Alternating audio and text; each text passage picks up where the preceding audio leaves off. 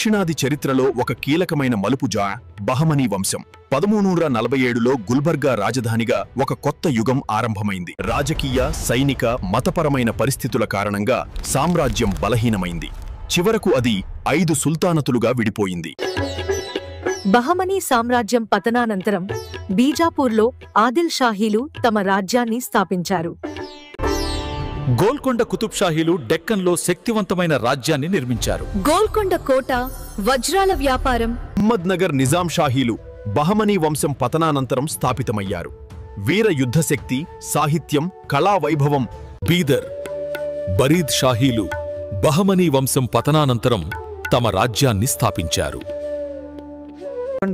బెరార్ ఇమాద్ షాహీలు బహమనీ వంశం పతనానంతరం స్థాపితమయ్యారు. బెరార్ సుల్తానతు డెక్కన్లో స్థానిక సంస్కృతి.